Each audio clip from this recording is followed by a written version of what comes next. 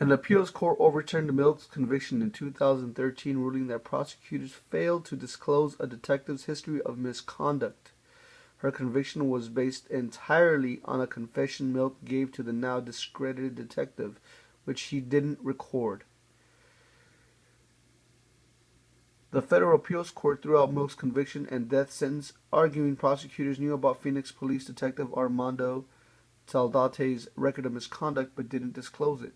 Multiple court rulings in other cases said the now retired officer either lied under oath or violated suspects' rights during interrogations.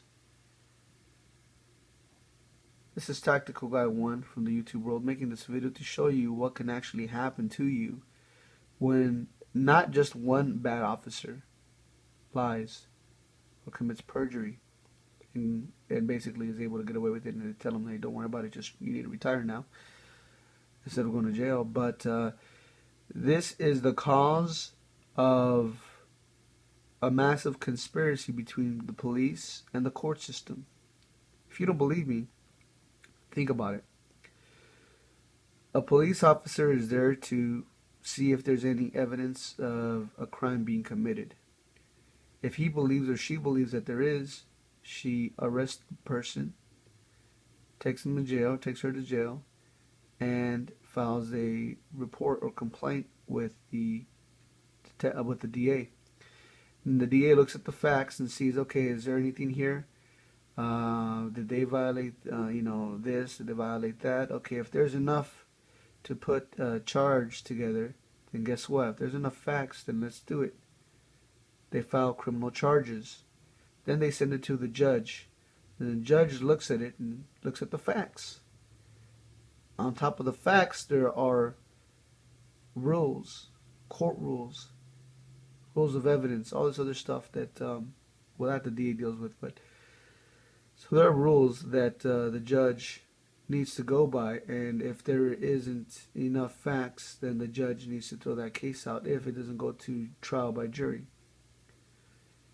Okay, but there are rules to where if there's no valid complaint filed, the judge needs to toss it. But of course, since that's not the case, there's no money in honesty. They move forward, and it is now the defendant's job to figure out the rules, figure out the facts that are being told through discovery, and see what's really going on, and then file the proper motions at the proper time in order to prove his or her innocence. That's really how it goes now. It shouldn't be that way, but that's reality. But the scary part is this, that if you don't know what to do, or if you rely on an attorney that it isn't as honest as well, I mean, because there's no money in honesty, as I said. So you'll end up like this lady here.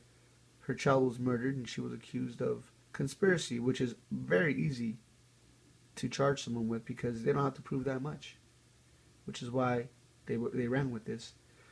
And she ended up spending 22 years on death row before being released. So think about that, folks, because it's pretty scary that this is still happening. It'll continue to happen because, there's money in lying. So let me know what you guys think, and what would you guys do. Godspeed, guys.